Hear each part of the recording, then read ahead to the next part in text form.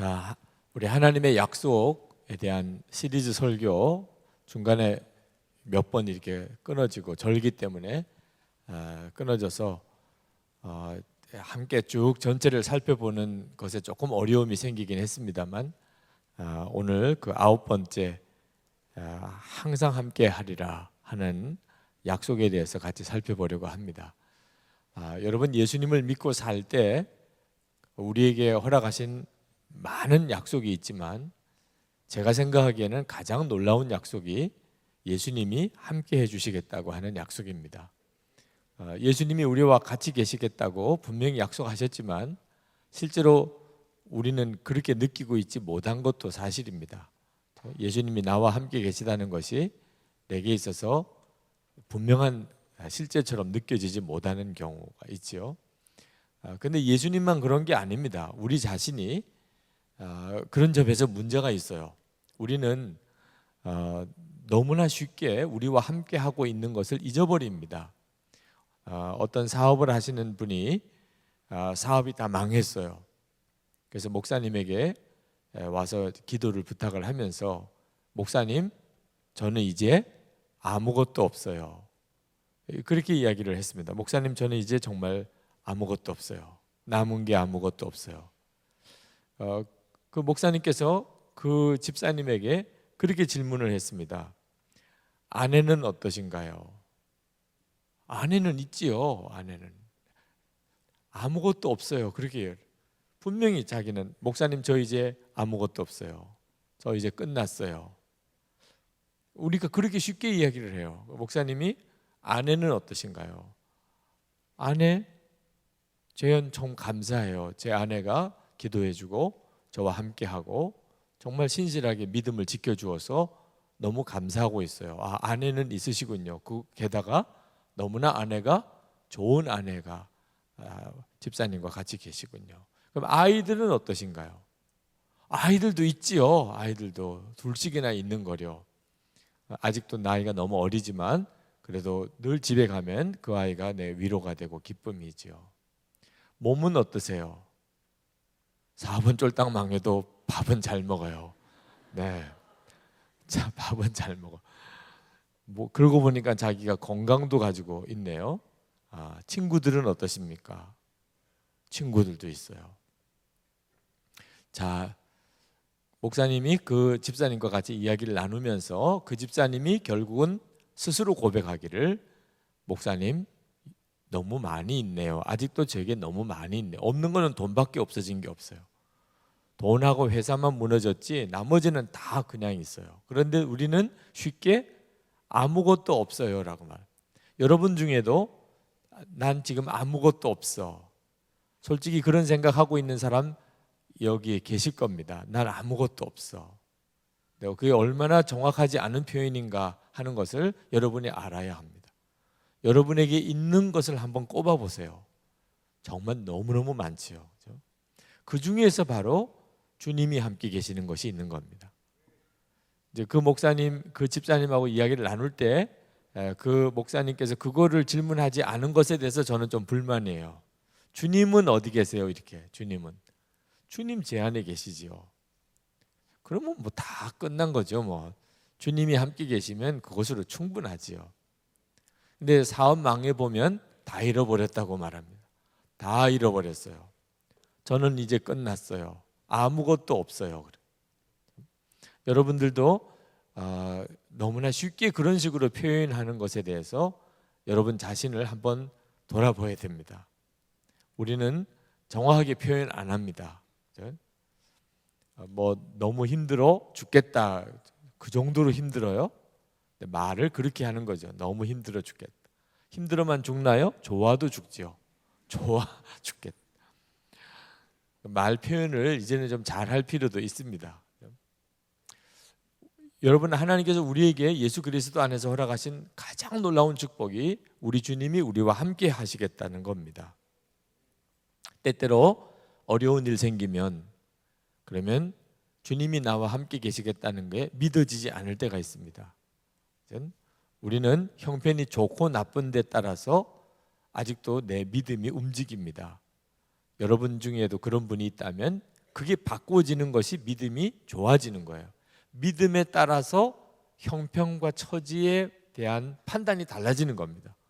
내가 지금 굉장히 힘든 상황에 있어요. 사업도 실패했고 직장에서도 나왔고 교제하는 사람하고의 관계도 끊어졌고 몸도 아프고, 그런데 내 마음에 주님과의 교제가 늘 충만해요.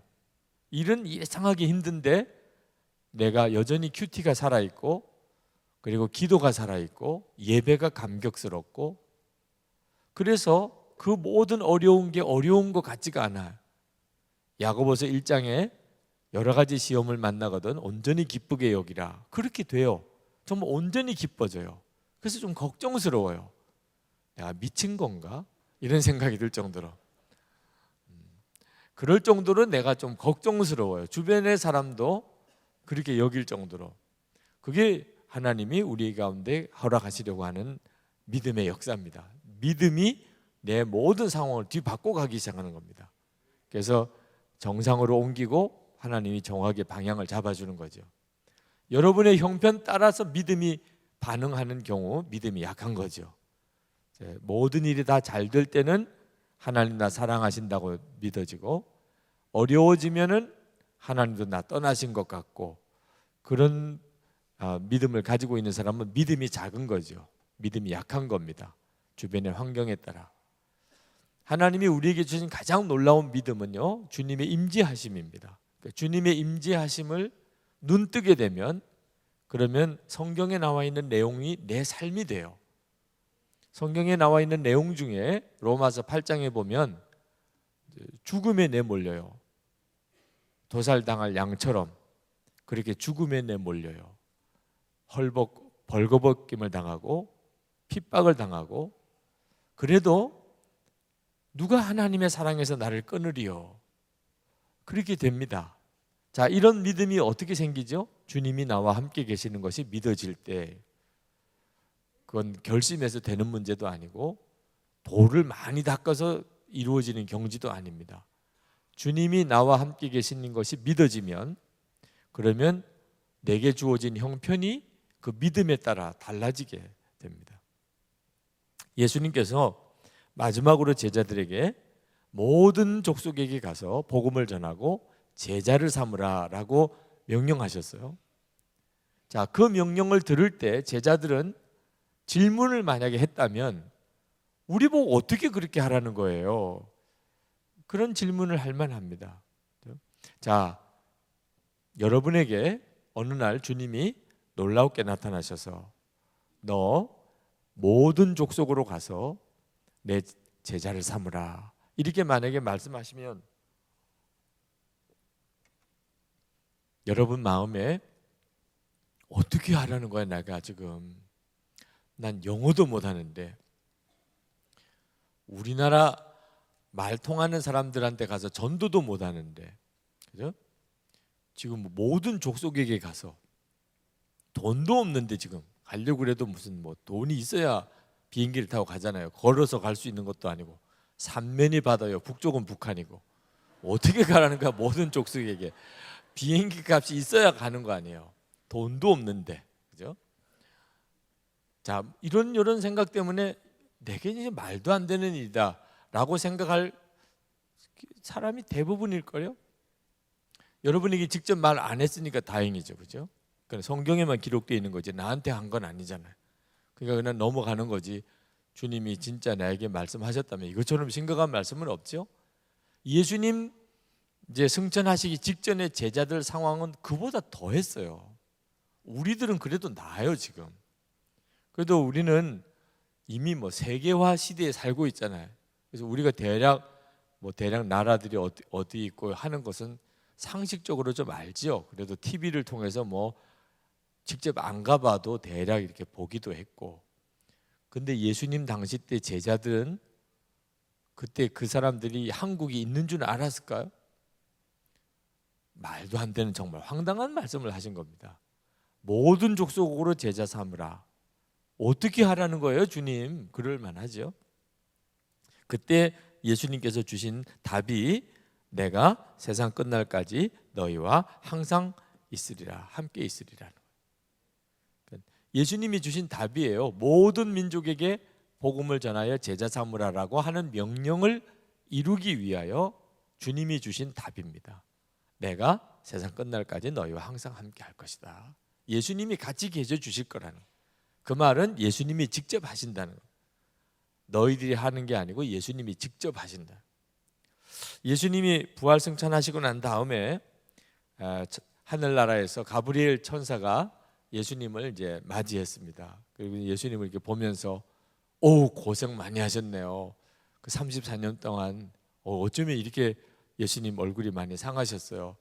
예수님이 좀 고생 좀 했어. 근데 가브리엘 천사가 좀 쉬셔야 되겠어요. 그런데 그러면서 이제 가브리엘 천사가 예수님과 이야기를 저런 이야기 나누면서 그런데 예수님께서 그렇게 세상에 내려가셔서 십자가도 지시고 고생을 많이 하셨는데 사람들이 좀 알아는 주시나요? 예수님이 그렇게 하셨다는 걸. 예수님께서 거의 몰라.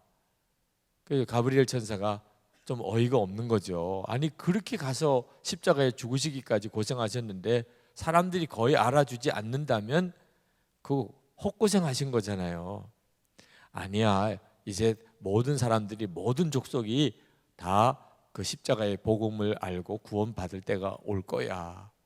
가브리엘 천사가 아니 그걸 어떻게 하세요? 그걸 어떻게 모든 족속에게 다 알려요? 베드로, 야고보, 요한과 그 제자들에게 내가 가서 좀 전하라 이렇게 부탁을 했어. 가브리엘 천사가 영 어이가 없어 하는 거예요. 아니 주님, 아니 그게 지금 말이 되는 이야기입니까? 지금 그 제자들이 그러면 가서 사람들마다 만나서 예수님이 어떤 분인가, 예수님의 십자가의 복음에 대해서 이렇게 전하고 아니 그렇게 해서 이 모든 족속에게 다 전해진다고요? 그래. 아니 그 사람이 그렇게 전하면 그 말씀을 들은 사람이 또 다른 사람한테 전하고 그렇게 하다 보면 전 세계 모든 족속에게 복음이 전해질 거야. 가브리엘 천사가 정말 가슴을 치면서 절대로 그렇게 되지 않을 거예요. 그 제자들도 이제 얼마 안 가면 나이 들게 된다니까. 또 먹고도 살아야 되고 그러다 보면 전해야 되는 거 잊어버리게 돼요. 일하다가 보면 뭐 또 무슨 일을 하다가 보면 또 결혼식 가야 되고 또 뭐 애 낳고 또 뭐 애 돌보고 뭐 사람이 사는 게 얼마나 복잡한데. 예수님께서 그 너희들이 가서 좀 전해라 이렇게 말한 것 가지고 제자들이 그렇게 끝까지 전할 거 그걸 믿을 수 없어요. 그리고 전했다고 그래서 그 사람 들은 사람은 좀 이렇게 알아들을지 몰라도 그 사람이 또 다른 사람한테 가서 전할 거 어떻게 보장해요? 주님, 그건 정말 비현실적인 방안이에요. 아니 십자가에 기껏 죽으시고 난 다음에 제자들한테 너희들이 전 세계에 흩어져서 이 십자가 복음을 전하라 이러고 그냥 오시면 예수님 정말 완전히 헛고생하신 겁니다. 얼마 안 가면 다 잊어버려요 사람들이. 그때 예수님께서 아니야, 나는 제자들을 믿어. 그들이 반드시 그렇게 해줄 거야. 제가 어느 책에서 본 내용이에요. 어느 책에서 예수님께서 제자들에게 이렇게 정말 제자들을 믿고 그리고 이 복음 전파에 대해서 그들에게 맡겼다. 그러면서 이제 하늘에 올라가서 가브리엘과 이야기하면서 예수님은 그렇게 이야기를 하실 거라고. 자, 성경을 읽으면 정말 그 내용처럼 그렇게 읽혀져요. 근데 저는 그 성경 해석이 잘못됐다고 생각합니다. 그분 나름대로는 상상의 날개를 펴서 우리에게 좀 알아듣기 쉽게 설명을 한다고 하지만 주님은 절대로 그렇게 맡기신 거 아닙니다. 정말 제자들에게 너희들이 이제 흩어져서 좀 전해라 이 십자가 복음을. 그리고 그들이 또 제자 돼 가지고 또 그들이 또 가서 전하도록 그렇게 해봐라. 그랬다면 그건 정말 얼마 안 가서 끝났습니다. 여러분들한테 만약에 그렇게 광고했다면 여러분들은 얼마나 충실하게 잘 했을까요? 결혼도 안 하고 할 사람 손들어 봐요. 이렇게 제가 하면 얼마나 많은 사람이 손들까요? 지금은 손들었다가 또 지금은 임자를 못 만났으니까 손도 들지요. 그런데 오늘 나가는 길에 로비에서 뭔가 이렇게 가슴에 확 꽂힘이 와가지고 손든 거 다 잊어버리고 이렇게 되는 사람도 수도 없이 많을 거예요. 선교사 헌신했다가 실제로 나간 사람은 5%도 안 된다고 그러죠. 근데 이런 형편인데 어떻게 그 일이 이루어질 수 있냐 말입니다. 예수님께서 제자들에게 맡긴 거 아닙니다. 절대로 그렇지 않아요. 예수님은 예수님이 직접 하실 것이다. 예수님이 직접 하실 것이다. 내가 너희와 세상 끝날까지 함께 할 것이다. 예수님께서 부활 승천하셔서 끝난 게 아닙니다. 다시 제자들에게 오셔서 제자들과 함께 제자들을 통하여 예수님께서 땅 끝까지 주의 복음을 전하실 거예요. 그래서 이 복음이 여기까지 온 거예요. 우리에게까지 온 겁니다. 사람에게 맡겼다면 못할 일이에요. 예수님이 직접 그 일을 하신 거예요. 우리나라에 복음 전하신 것도 주님이 직접 하신 거고, 물론 언더우드, 아펜셀러 이런 선교사님들이 주님의 도구로 쓰임을 받았지만 역사는 주님이 하신 거예요. 주님이 하셨습니다. 이렇게 표현하잖아요. 초대교회 성도들에게 있어서 박해보다도 더 무서운 것은요, 주님이 함께 하시는 것이 믿어지지 않는 것이었어요. 박해는 얼마든지 견딜 수 있었어요. 그런데 주님이 함께 하시는 것이 믿어지지 않는 것은 이건 너무나 두려운 일이고 그것으로 끝나버리는 겁니다. 초대교회 성도들이 의지할 수 있는 그 힘은 주님이 함께 계시는 것이었어요. 그래서 히브리서 13장 5절 6절에 보면 이렇게 말씀합니다. 돈을 사랑하지 말고 있는 바를 족한 줄로 알라. 그가 친히 말씀하시기를 내가 결코 너희를 버리지 아니하고 너희를 떠나지 아니하리라 하셨느니라. 그 다음이 중요해요. 그러므로 우리가 담대히 말하되 주는 나를 돕는 자이시니 내가 무서워하지 아니하겠노라. 사람이 내게 어찌하리요. 초대교회 성도들이 담대하게 주의 복음을 전했던 비밀은요, 주님이 함께 계셨다는 사실을 알았기 때문이에요. 주님이 함께 계셨다는 사실, 함께 하신다는 사실을 모르고 그냥 그들에게 복음만 전해지고 그리고 그 복음을 전하라는 사명만 주어졌다면 아마 그들은 끝났을 거예요. 초대교회 신앙의 비밀은 함께 하심이었어요. 주님이 함께 하심. 성경에 하나님의 사람들의 무기가 기가 막힙니다. 모세의 무기는 지팡이, 기드온의 무기는 항아리, 다윗의 무기는 물맷돌, 삼손의 무기는 나귀 턱뼈. 이게 무기입니까 지금? 네. 근데 성경에 보면은 하나님의 사람들이 가지고 썼던 무기가 정말 어이가 없을 정도예요. 어떻게 이런 무기를 가지고 싸우라고 하셨나 싶을 만큼. 근데 이 말은 무기를 의지하지 말라는 다른 식의 표현이라는 거예요. 무기를 의지하지 말으라는 거예요. 그럼 뭘 의지하는 거죠? 하나님 자신이 무기가 되어 주신다. 하나님 자신이. 오늘 우리들에게도 동일해요. 우리들의 무기는 하나님이십니다. 우리와 함께 계시는 주님이세요. 오늘 3부 예배 때 세례, 유아 세례식이 있었어요. 근데 그 엄마가 간증을 했는데 그 엄마가 간증하면서 그 아이가 어떻게 태어났는지를 잠깐 이야기를 했습니다. 아들이 둘이 있었어요. 근데 만나는 사람마다 딸 하나 더 낳으라고. 아들 둘 있는 거 보고 다들 너무 불쌍하게 어떻게 하려고 이 아들 둘 데리고 살려고 하느냐. 딸이 있어야 된다. 이제 나이 들면 딸이 있어야 된다. 하여튼 셋째 딸을 낳으시라고. 그래서 너무 주변에서 만나는 택배 기사까지 와서 그렇게 이야기를 하는 걸 보고 아들 둘밖에 없으시네요. 어휴, 그러면서 이렇게 아유 딸 하나 두시죠. 이렇게 이야기를 듣는 순간에 운명처럼 셋째 딸을 얻어야 되겠구나. 그리고 마음을 바꾸는 즉시 아기가 들어서서 셋째가 생겼는데 병원에 갔더니 딸이라는 거예요. 그래서 하나님이 이렇게 소원대로 딸을 주셨구나. 그런데 한 달 뒤에 가봤더니 아들로 바뀌었어요. 아들로. 너무 마음에 섭섭하더래요. 딸이 아들로 바뀌는 바람에. 그래서 이제 아들 셋째를 낳았던 이야기를 쭉 이야기를 하더라고. 그래서 그 셋째를 이제 유아 세례를 받는다고 그렇게 이야기를 하는데, 사람들이요 오해하고 있는 것 중에 하나가 딸이 노후 대책인 줄 아는 거예요. 여기 있는 딸들 심히 스트레스를 많이 받으실 거예요. 네. 부모님이 여러분을 노후 대책으로 생각. 아들 있어봐야 뭐 어디 해외여행도 한번 못 가고, 딸 있으면 1년에 한 번씩 갔다 오고, 뭐 이런 말도 안 되는 루머를 퍼뜨리면서 딸들을 은근히 압박하는, 그죠? 딸들이 노후 대책. 그래서 제가 유아 세례 하기 전에 진리는 분명히 해야 되니까, 우리의 노후 대책은 예수님이지 딸이 아닙니다. 그렇게 하고서 유아 세례를 준 적이 있어요. 여러분 자신의 앞으로의 진짜 의지하는 대상이 예수님이지, 사람도 아니고 돈도 아니고 직장도 아니고 건강도 아니고, 명확하게 하셔야 됩니다.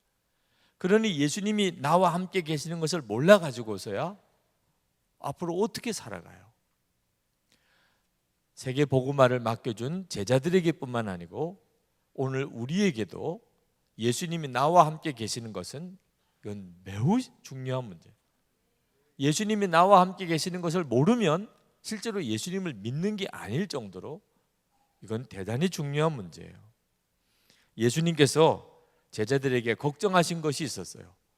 예수님이 부활 승천하실 때 걱정하신 것이, 그것이 뭐냐면, 제자들이 예수님이 승천하시고 난 다음에 이제는 주님의 명령을 저희들이 잘 수행하겠습니다, 이렇게 나올까 봐 걱정하셨어요. 마치 지휘관의 명령을 받은 병사들처럼 그렇게 생각할까 봐. 예수님은 절대 그게 아니야. 너희들 절대 착각하지 마. 내가 승천하겠지만 그러면 이제 나는 사라졌고 너희들이 이제 남아서 너희들이 이제 내 명령을 수행해야 된다고, 이렇게 절대 생각하지 마. 그러면 큰일 나. 그러면서 주신 말씀이 요한복음 14장 16절 17절이에요.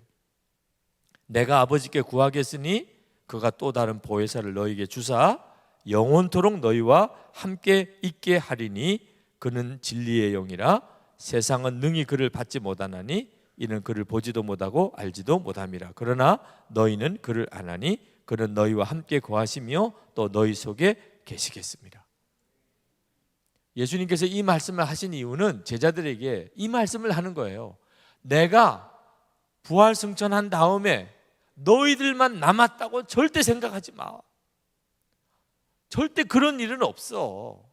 보혜사 성령이 너에게 올 것이라. 그리고 요한복음 4장 14장 18절에 내가 너희를 고아로 버려두지 아니하고 너에게로 오리라. 주님의 말씀하세요. 예수님이 육신으로 우리와 같이 계시지 않는 것뿐이지 똑같다는 거예요. 예수님이 제자들과 함께 육신으로 계실 때나 성령님으로 오셔서 우리와 같이 계실 때나 똑같다는 거예요. 우리는 지금 예수님이 복음서에 제자들과 함께 그렇게 지내시던 이야기를 읽는 그대로를 지금 우리도 똑같이 살고 있는 거예요. 예수님이 눈에 보이고 안 보이고만 차이인 거죠. 성령님이 우리 가운데 오셨다는 말은 예수님이 지금 우리와 함께 계시다는 그 말이란 말입니다. 그 말씀을 주님은 그렇게 신신당부하셨어요. 그래서 제자들은 예수님이 승천하시고 난 다음에 우리끼리 뭐 해보자 이러면 이제 큰일 나는 겁니다. 그때부터. 똑같아요. 주님 어떻게 할까요? 주님 어디로 갈까요? 주님 뭘 할까요? 항상 주님이 같이 계신 거니까. 예수님은 놀라운 말씀을 하셨어요. 요한복음 15장 5절에 나는 포도나무고 너희는 가지라. 그가 내 안에 내가 그 안에 거하면 사람이 열매를 많이 맺나니 나를 떠나서는 너희가 아무것도 할 수 없습니다. 예수님은 포도나무고 우리는 가지라는 거예요. 이런 말을 한 어떤 종교의 창시자도 없어요. 여러분 부처가 나는 포도나무고 너희는 가지라 이런 말을 했던 경전이 혹시 들은 기억이 나요? 부처와 그 불자들 사이에는 포도나무와 가지 관계가 아닙니다. 공자가 그랬나요? 공자는 포도나무고 그 제자들은 가지입니까? 그런 말 안 했어요. 마호메트도 그런 말 안 했습니다. 예수님만 그렇게 말씀하셨어요. 예수님만 제자들과 예수님은 한 몸이라, 하나다. 우리는 가장 놀라운 약속을 받고 있는 겁니다. 그래서 우리는 기독교를 종교라고 말하는 것도 좀 꺼려지는 겁니다. 그냥 일반적으로 사람들이 생각하는 종교의 기독교는 같이 하나로 이렇게 한 카테고리로 들어갈 수가 없다고 생각하는 거예요. 우리가 믿는 예수님은 2000년 전에 살아 계시다가 십자가에 죽으셨다가 부활하셨다가 승천하신 것으로 끝난 분이 아니고 지금 우리와 같이 계시다.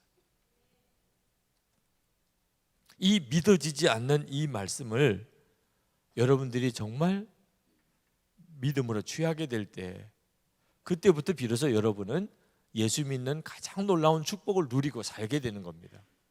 맥스 루케이도가 예수님처럼이라는 책에서 그가 하나님을 위해 일하기를 그만두고 하나님과 함께 일하기를 시작하라, 그렇게 썼어요.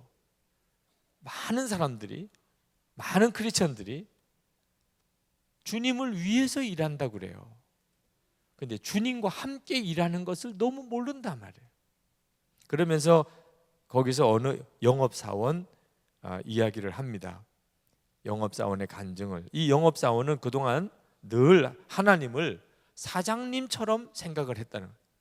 하나님은 사장님과 같으신 분이다, 이렇게 생각을 했어요. 그가 회사에 아침에 출근을 하면 그러면 사장님과 함께 회의를 합니다. 사무실에서. 그날 중요한 업무에 대해서, 그리고 자기가 그날 해야 될 일에 대해서, 회사의 방침에 대해서, 사장님의 어떤 급히 말씀하실 어떤 여러 가지 지시사항에 대해서 이제 들어요.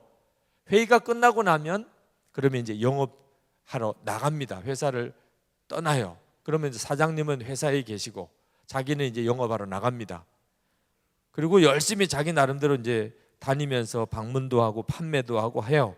급할 때는 사장님에게 전화로 문의도 하지요. 어떤 때는 이메일을 보내가지고 사장님하고 연락도 합니다. 그렇지만 사장님하고 같이 영업하는 건 아니에요. 사장님은 회사에 계시고 영업은 자기가 하는 거죠. 열심히 하죠. 그리고 난 다음에 저녁에 끝날 때 회사에 돌아와서 사장님에게 그동안 있었던 일을 보고하고 자기는 퇴근합니다. 뭐 이제 이게 자기의 그동안의 영업이에요. 하나님도 그렇게 하는 줄 알았어요. 하나님에 대해서도 자기는 그렇게 생각했단 말이에요. 하나님에 대해서, 하나님 저 어떻게 살아야 돼요? 하나님께서 몇 가지 이렇게 이야기해요. 너 제발 좀 거짓말 좀 하지 마라. 너 어떻게 이렇게 과장이 심하냐? 알겠습니다. 제가 그런 건 고치도록 열심히 노력하겠습니다. 너 그리고 너 회사 일할 때도 좀 전도 좀 해라. 알겠습니다. 뭐 몇 가지 이렇게 하나님이 나에게 깨우쳐 주시면 그 다음에 이제 내가 그 말씀대로 살려고 열심히 일하다가 또 급하면 또 화장실 가서 주님 기도도 하고, 이렇게 회사의 사장님하고 하나님하고 자기는 거의 비슷한 개념으로 그동안 그렇게 살았는데 고린도 후서 6장 1절을 읽으면서 충격을 받았어요. 고린도 후서 6장 1절에 우리는 하나님과 함께 일하는 자이다, 이렇게 나옵니다. 함께 일하는 자라고 나옵니다. 하나님을 위하여 일하는 자가 아니고 하나님과 함께 일하는 자라. 그 말에 충격을 받아요. 하나님과 함께 일한다고? 그때부터 믿음의 패러다임이 바뀝니다. 그동안 자기는 영업사원으로 일하지만 회사 위에 일하고 사장님 위에 일했지 함께는 일하지 않았어요. 그런데 하나님은 그렇지 않다는 겁니다. 하나님은 함께 일하는 것을 말씀하셨어요. 그래서 그때부터 그가 항상 하나님이 나와 같이 계시다는 생각을 하게 됩니다. 영업을 나가도 뭐 길거리를 걸어도 누구를 만나도 항상 하나님과 함께 있다는 생각을 하게 되면서 그래서 신앙의 전체의 변화를 가져오는 이야기를 예수님처럼이란 책에서 하고 있어요. 자, 우리가 예수님을 믿는다고 하는 것이 제대로 된 믿음이라면 예수님과 함께 하는 것에 대한 분명한 믿음을 가져야 합니다. 예수님은 교리적으로만 내 안에 계시는 것을 믿는 분이 아닙니다. 예수님은 실제 나와 함께 사시는 분이세요. 여러분이 그것을 믿을 때부터 여러분은 예수님을 진짜 믿는 사람이 되는 겁니다. 근데 문제는 믿어지지 않는데 문제가 있는 거예요. 머리로는 받아들였는데 문제는 믿어져야 되는 거잖아요. 예수님이 여러분과 함께 계신 것이 믿어져야 믿는 거거든요. 예를 들어서 오늘 저녁에 집에서 먹을 밥을 먹을 수도 있고, 여러분 또래들끼리 먹을 수도 있고, 또는 뭐 여러분 어떤 셀 모임에서 식사할 수도 있고, 또 뭐 여러분 중에 왕따가 있다면 혼자 먹을 수도 있고, 명인만두 가서 혼자 먹을 수도 있고, 네. 뭐 다 다르겠지만, 그렇지만 문제는 주님이 같이 계신 식사를 하느냐 하는 거예요. 주님이 같이 저녁 먹을 때 주님이 같이 계시는 그 믿음이 그 시간에 생기느냐 하는 거예요. 누구랑 같이 먹든 혼자 먹든 상관없어요. 주님이 나와 같이.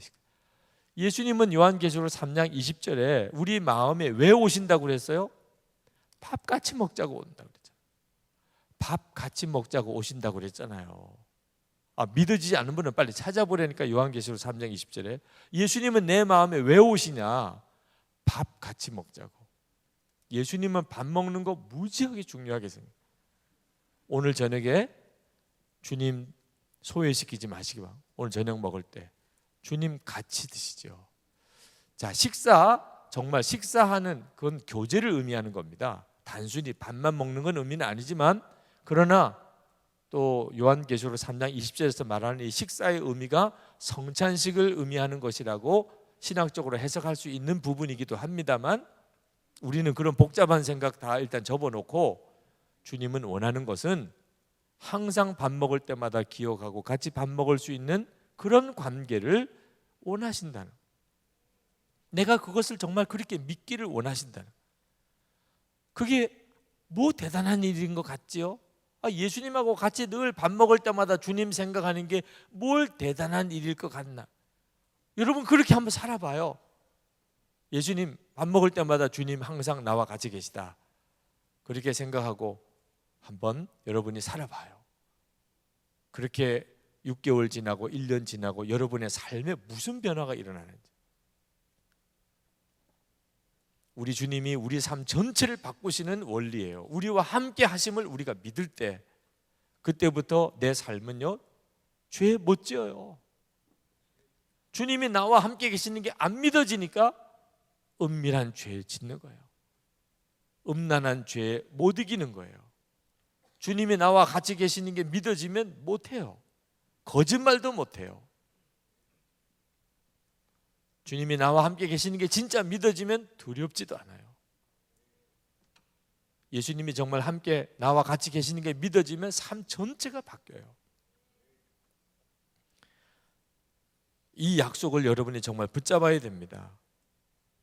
사도 바울이 이 말씀대로 살은 사람입니다. 로마서 15장 18절에 그리스도께서 이방인들을 순종케 하기 위하여 나로 말미암아 말과 일이며 표적과 기사의 능력이며 성령의 능력으로 역사하신 것 외에는 내가 감히 말하지 아니하노라.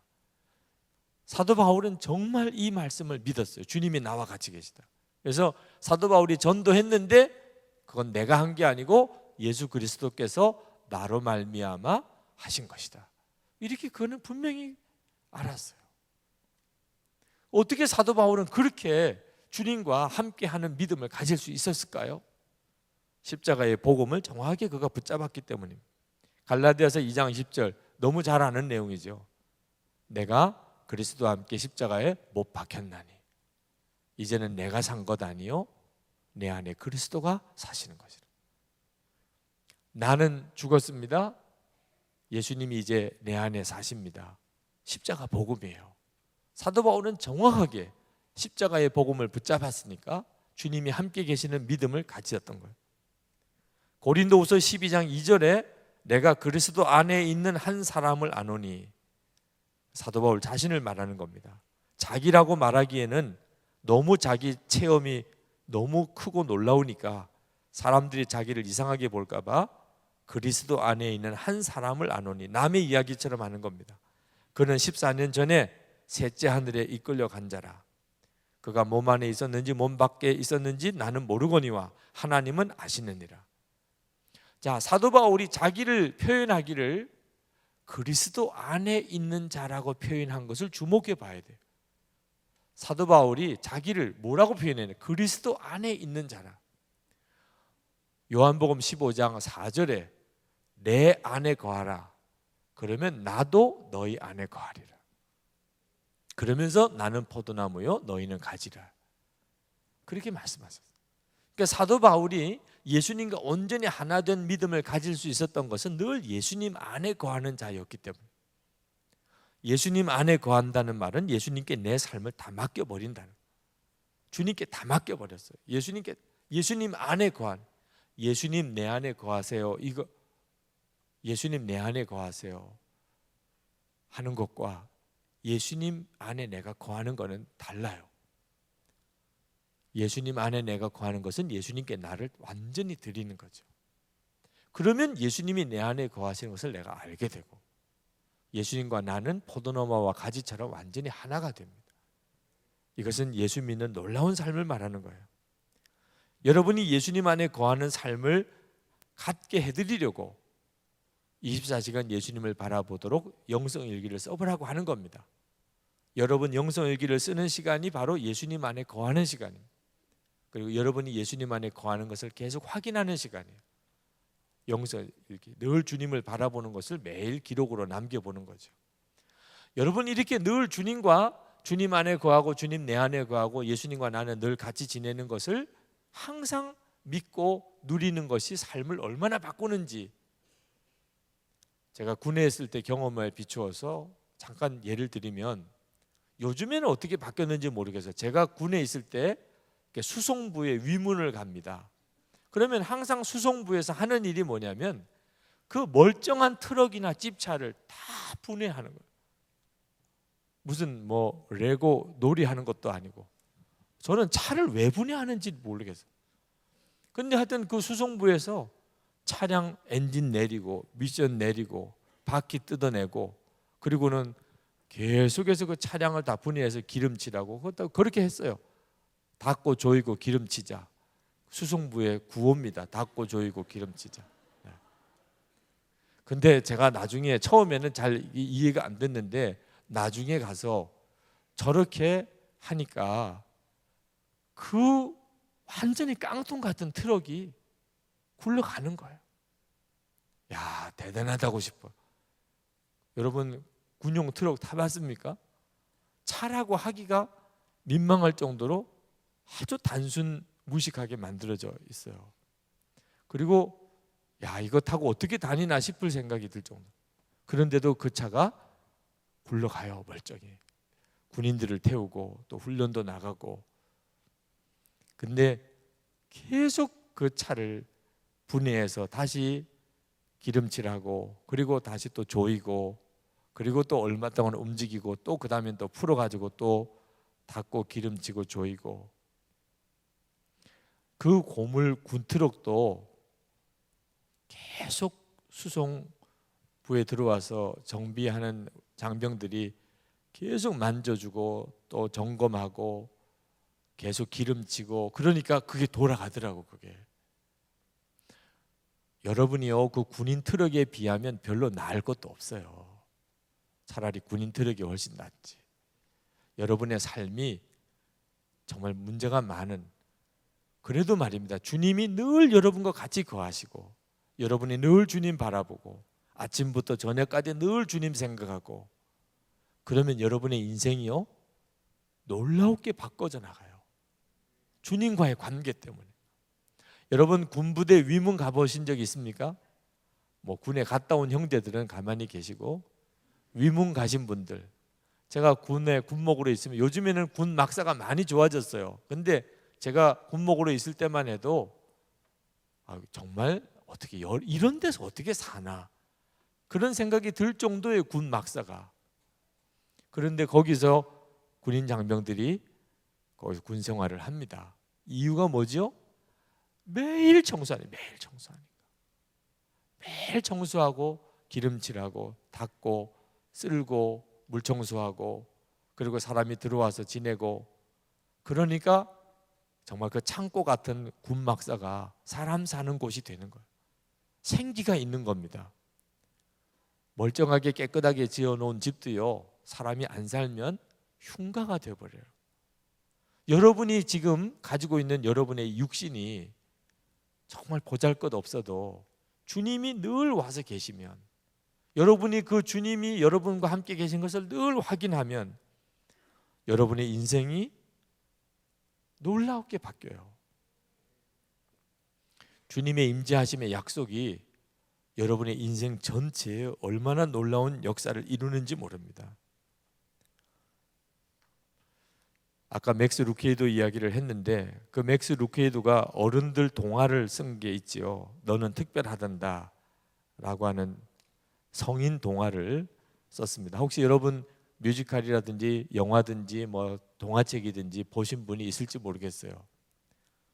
이 너는 특별하단다라고 하는 동화의 배경이 되는 웨믹이라고 하는 이 아름다운 마을을, 목각 사람들이 사는 마을입니다.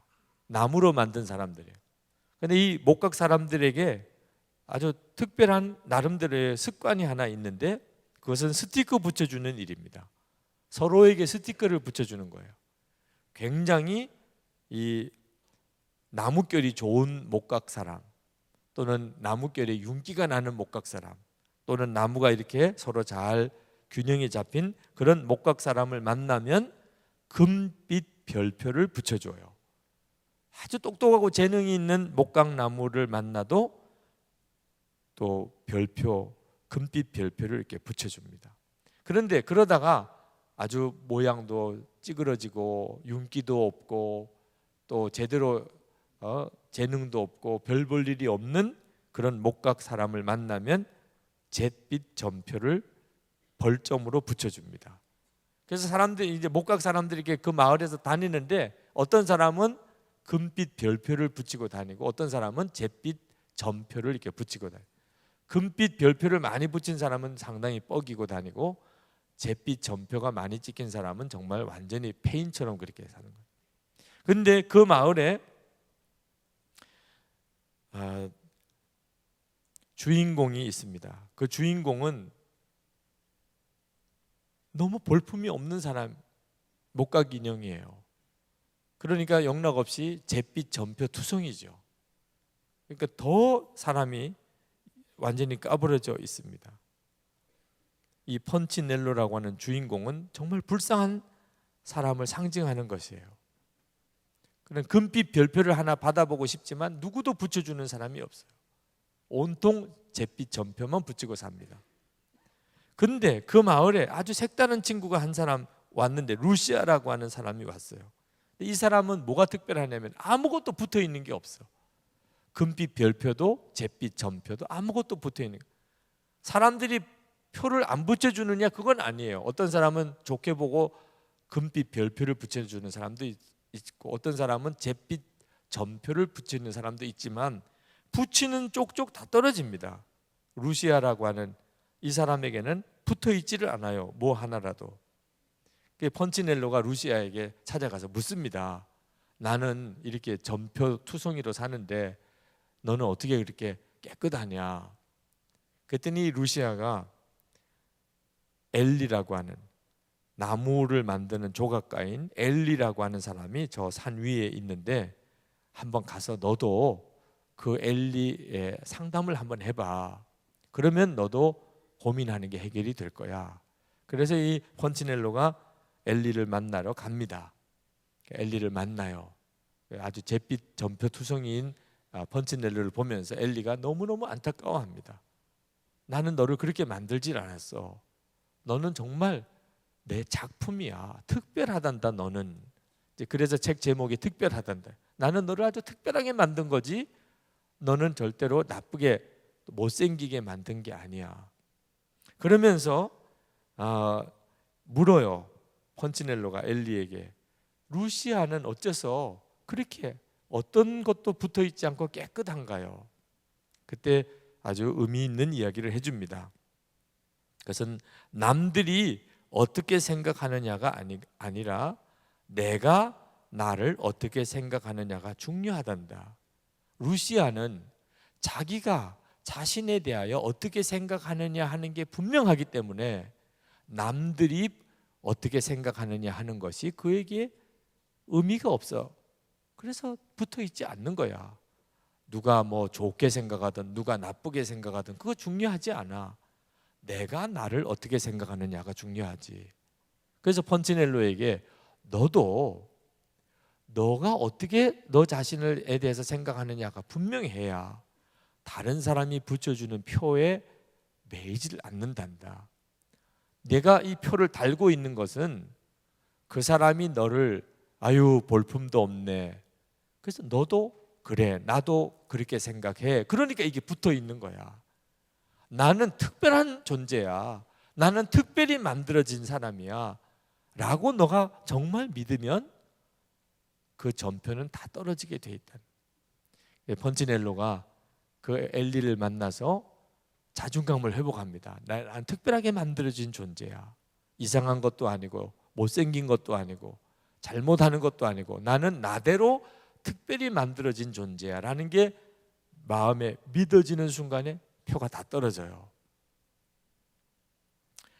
지금 표 붙이고 있는 사람, 네. 정말 지긋지긋하게 붙어있는 표, 못생겼어 이런 표가 붙이고 있는 사람이 있습니다. 나도 그렇게 생각하니까 그렇게 붙어있는 거예요. 아무것도 제대로 할 줄도 모르면서 너는 왜 태어났니? 이런 식으로 이렇게 표 붙이고 사는 사람. 여러분 자신이 다른 사람의 평가에 연연하고 사는 거예요. 다른 사람이 나를 보는 것이 그게 나예요. 이것이 얼마나 불쌍한 인생인 줄 아십니까? 그러면 거기서 구원받는 건 뭐지요? 여러분이 예수님으로 사는 거죠. 나는 죽고 예수로 사는 복음은 여러분을 정말 구원하는 겁니다. 여러분의 열등감 투성이 항상 다른 사람의 평가에 연연하는 여러분, 잘했든 못했든 잘했다는 칭찬에 목말라 하는 것도 역시 열등감에서부터 나온 거예요. 끊임없이 좋은 이야기 들어야 되고 좋은 평가 받아야만 되는 거 역시 구원받지 못한 상태입니다. 누가 나에게 뭐라고 말 한마디 하면 잊어버려지지 않고 그걸 계속 마음에 품고 살아야 되는 이 불쌍한 형편도 똑같아요.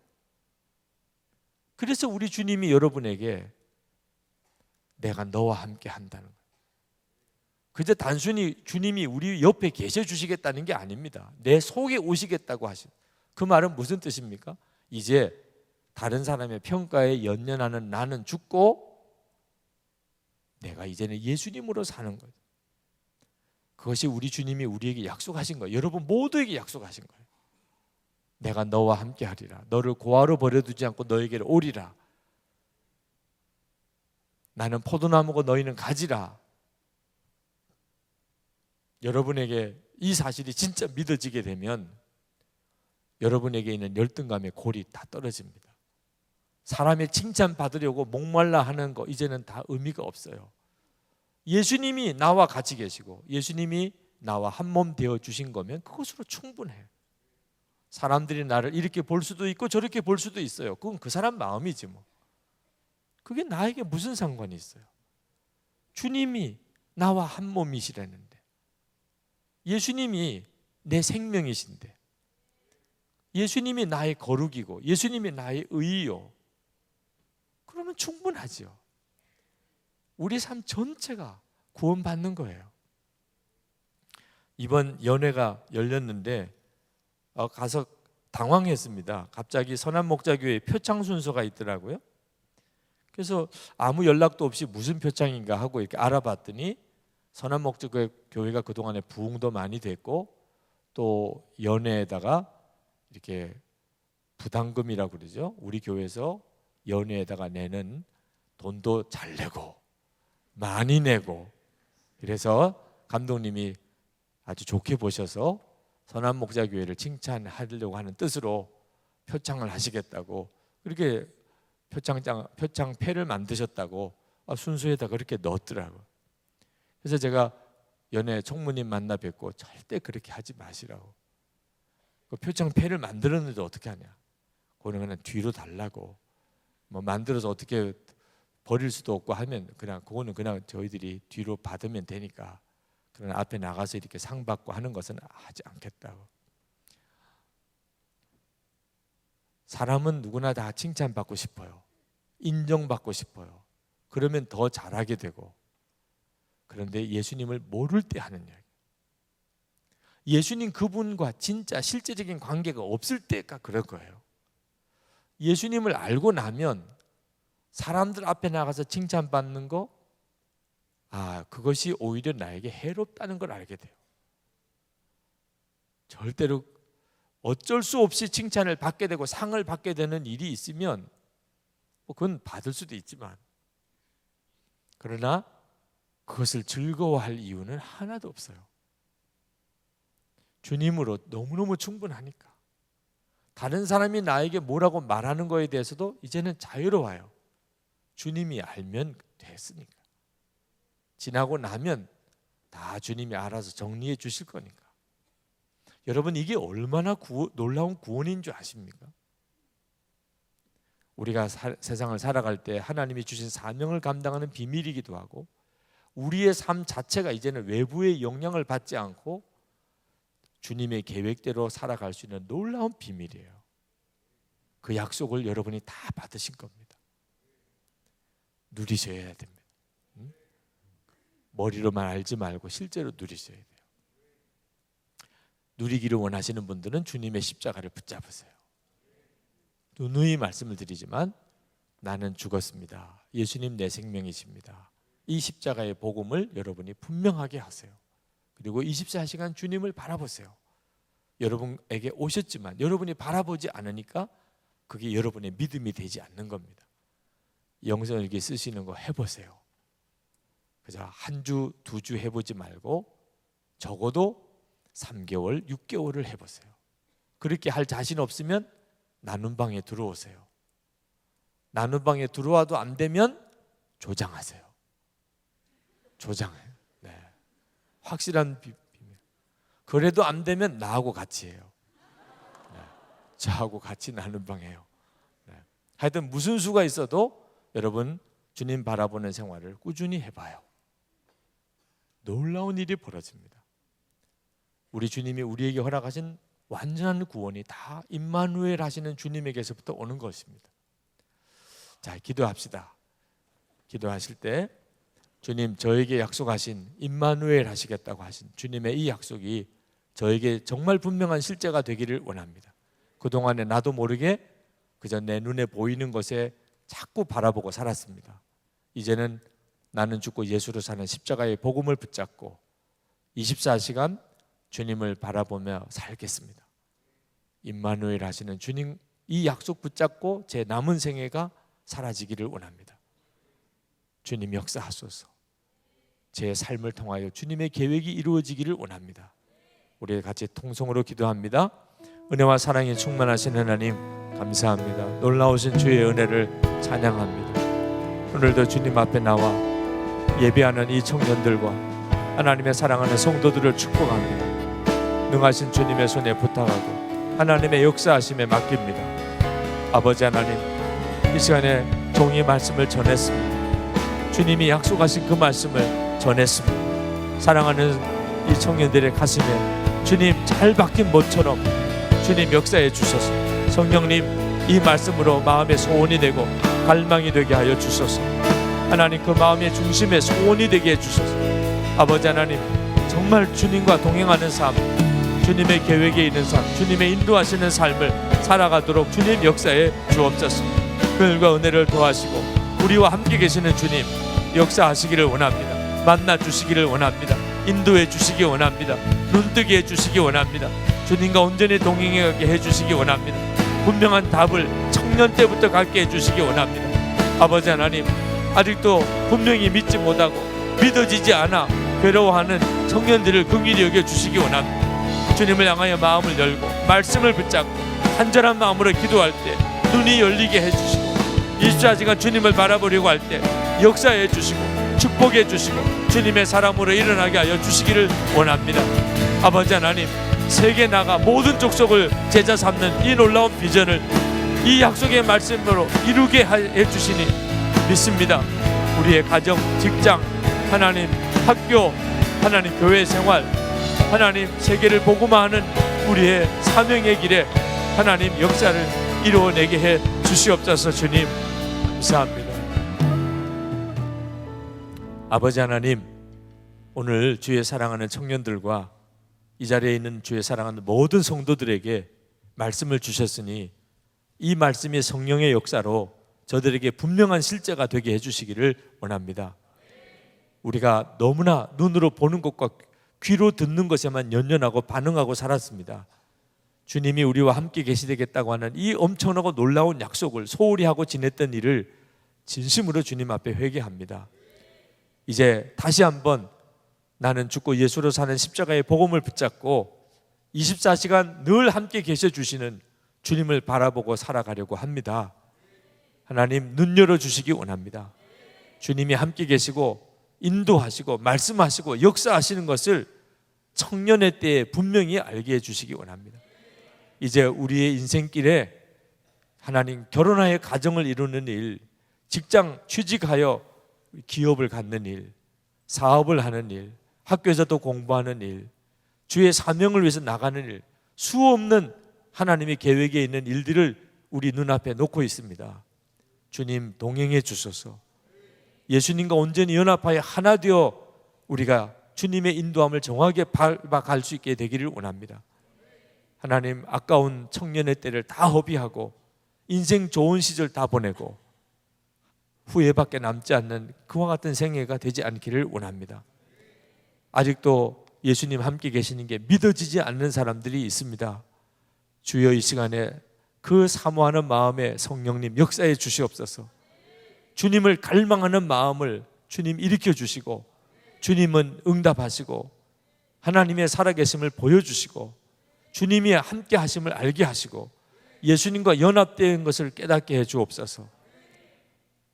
하나님, 이 나라와 민족이 격동기에 있습니다.